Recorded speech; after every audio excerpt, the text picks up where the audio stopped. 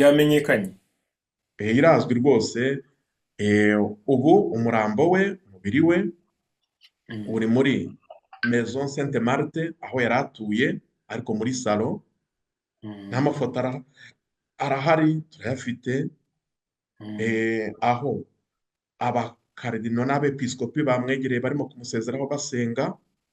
mm, Ejo mu gitondo saa tatu ku isaha yo mu Rwanda ni nayo y'i Roma, mm, abakristu bashaka bose umurambo, umubiri we bazawushyira ahagaragara, bawusure bawusezereho.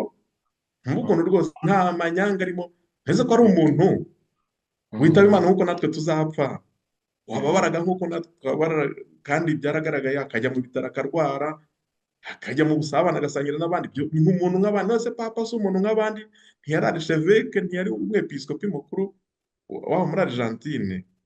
Noneho mm, abashaka bazamusezeraho ejo ku wa gatatu, tariki mm, 23, kuva mu ma saa tatu kugera saa saba gutyo.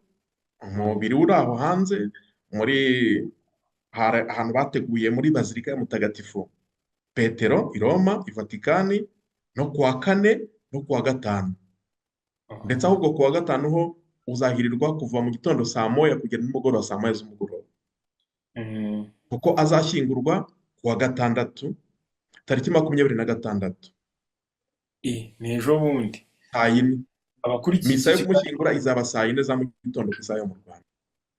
wow. Yego. Abakurikiye kino kiganiro bagize amahirwe yo kumva amakuru yizewe.